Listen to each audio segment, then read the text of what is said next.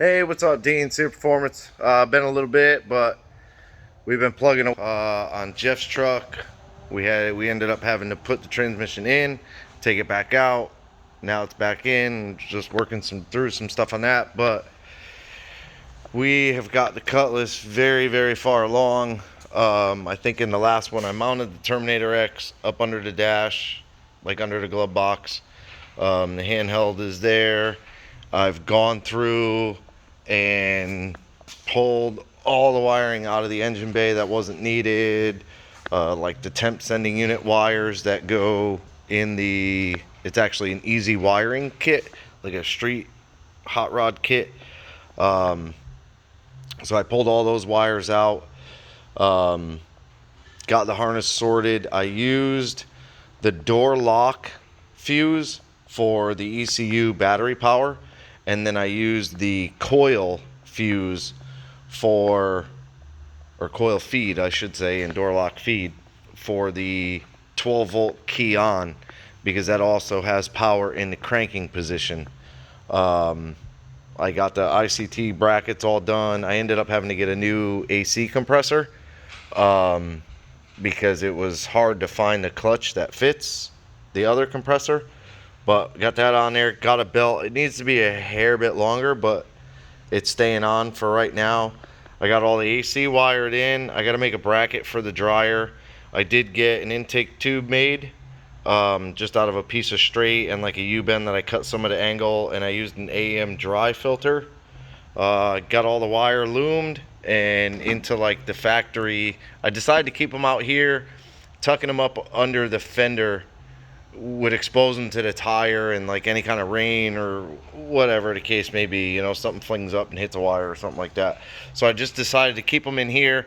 I used the little factory hold downs, loomed up everything that was there, made a battery tray with a hold down on top, made up all the battery cables, painted the alternator, painted the water pump white, painted the AC compressor black, blah blah blah. I started putting some tranny fluid in it. It's got oil. I did the initial setup because I didn't quite know. I know these are like 5.3 flex fuel injectors, but I wasn't sure that they were in here, so I kind of started like updating the software and stuff. I'm very kind of behind when it comes on updating software and stuff like that. So I did that. I already did the SD card. So like, oh, sorry, throwing you all over. But the way I do the Terminator X, the Sniper, they all run off of an SD card, and of course the extension cord won't just stay where I need it to stay.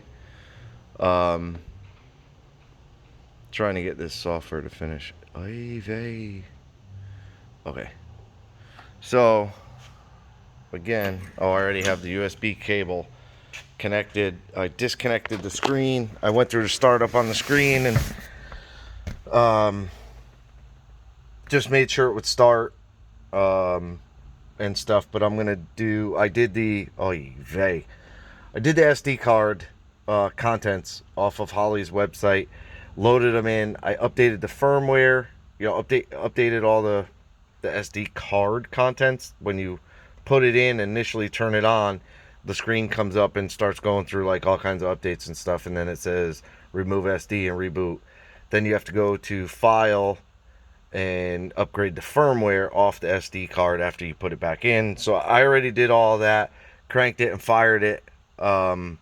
It took a little bit just to get the fuel pressure up and stuff like that, which has to be adjusted still. But now I've connected the USB cable, so I gotta turn the key on. You can see the flashes real quick, and there's the Terminator X with all the pretty lights. So now I'm gonna go to the laptop, or in my case tablet, and I'm gonna do download from ECU. So it goes through, it grabs everything that's currently in the file that it already created. And I'm just going to kind of run through the base fuel. I'll most likely leave that alone. The sensors, I'm gonna go in and change to a custom pressure, and it's actually on these, it's a 0.5 to 4.5. And then the really nice thing about the Holley is you drag it all the way across. Oy. Drag it, or not, you know, whichever way you want to work. Yeah, there it goes. Drag it all the way across from start to finish. Right click, fill row values. Now it makes that perfect 0 to 100. Oh, no, did 0 to 250. So we have to make this 100. That's funny. And then again, all the way across. Come on, come on. And fill row value. Okay, so I know why it's still showing 250 in the graph, but now you can see the it's like perfect linear 0 to 100. Oil pressure is not a Holley 100. It is a GM LSX oil pressure. MAT. Yep. Internal. It's using the internal map sensor on this one. So ECU configuration, engine parameters. So I have to adjust it to the 60 psi. I have to make sure that the injectors are the right injectors. We'll see. It's 24 tooth. So here's sensor scaling. So like fuel pressure was the one that we did. See, they're showing over here sensor max 250. So if you go in and just go, no, 100, and then it says yes, and then it goes all the way. So I don't know why it won't let me do sensor max.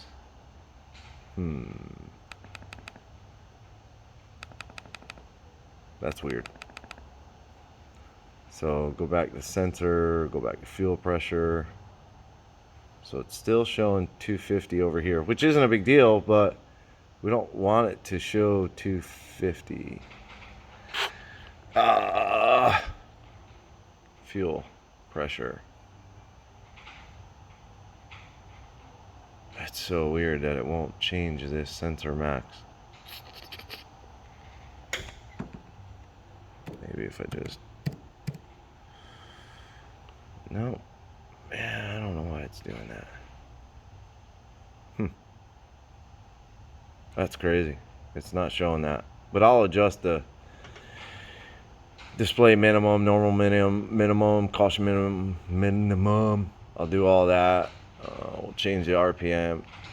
Sensor max 20,000. Really? We don't. I mean, that's ridiculous. Do 9,000.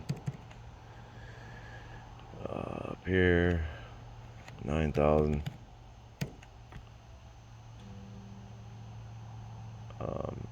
And we'll just do fill row value just to be safe. Man, come on.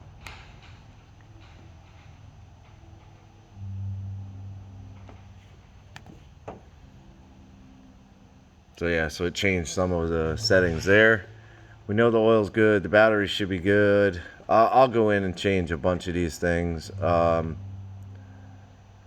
Idle speed, I set it kind of high for like the first start. Like you see, it's 900, and that's kind of high. And even for cold here in Florida, like we get cold, but it's not like, really, it's not like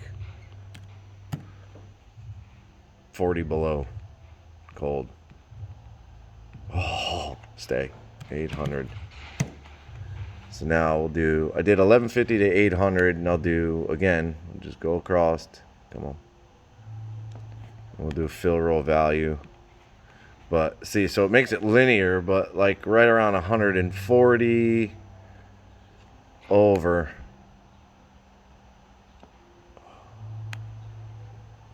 to about 240. I want it to idle.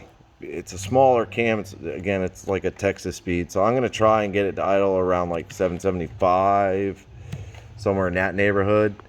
And then we'll just, we'll go from, I don't know, like 20 degrees over to the 775, and we'll fill row value. It makes it nice and linear, so it has a nice slow slope when it's coming off of cold start. IAC settings. We're not going to mess with any of the IAC yet. IAC parked, we're not going to mess with yet. So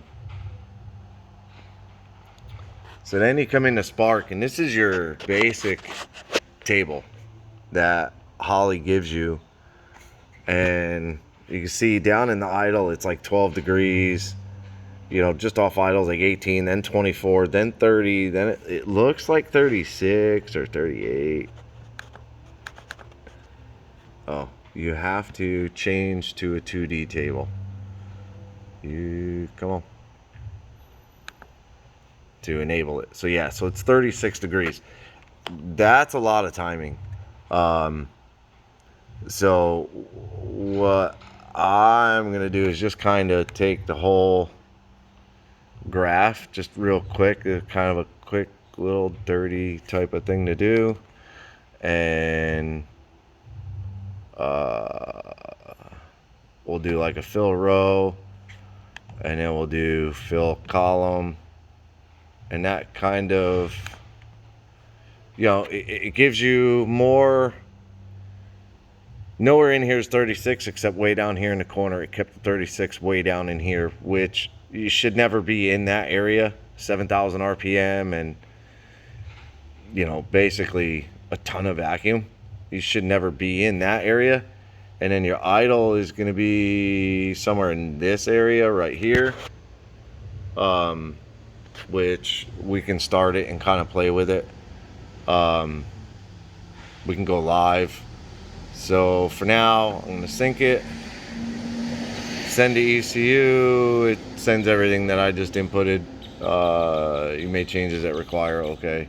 So we got to cycle the ignition.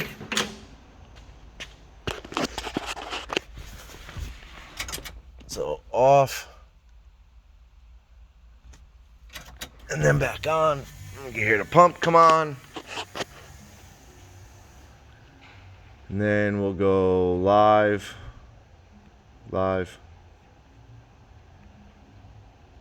And you can see it's all the way up here right now. That little blurb is all the way up 101 kPa. So you know that's, the map is reading right. So this is the timing table. We will go back to the fuel table. You can see again the little blurb. Where's my finger? There it is. The little blurb is right there, 101 kPa. The air fuel is not going to be great on this because it has no exhaust. There's literally just the collector off the header, and that's where the wideband is. So it's not going to be great. The air fuel will probably be quite a ways off, but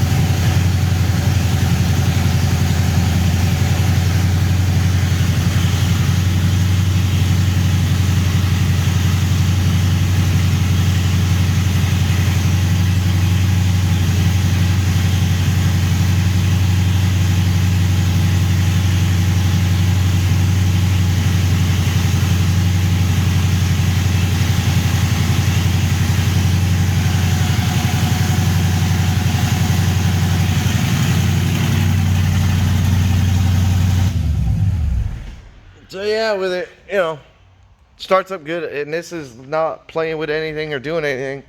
Starts up good, and I just started adding some coolant and stuff to it, so I don't want to run it too long, but it's got a little bit high idle. You can see the AFRs were very lean on that.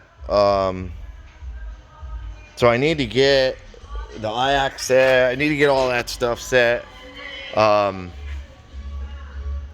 And go from there. But yeah, I mean, that's, you know, where we're at. Yeah, I mounted the radiator. I didn't even go over any of this. Mounted the radiator. I made a couple of brackets that I bent up and bolted into the core support because I didn't like that plastic piece that kind of hung and it didn't really hold the radiator. So now I have to make a shroud. So I left a little bit of a gap back here on both sides, and I need to make a shroud, a fan shroud that I can put his electric fan on, and kind of go from there. So yeah, I mean, that's, you know, like kind of the first startup on it, just with a very rough, basic, almost what they give you out of the box tune. Man, that thing is, that's better. You know, like out of the box tune, that's kind of what they give you. But with a couple of adjustments and stuff, like this thing will be fired right up and running good, and it won't take too long to get there. So yeah, I appreciate you watching. Like, subscribe, hit the bell to be notified. There'll be another video. I'll go back kind of through some of the changes that I made and stuff like that, and then at that point, like, I still got to make the shifter for the car. A couple other little things, tidy up a few little things, make sure all the fluids are good, no leaks, blah blah blah blah blah, and then we'll be off and running, and we'll make that the final video of when DJ comes and picks the car up. But again, appreciate you watching. Like, subscribe, hit the bell to be notified, leave a comment. Have a good day.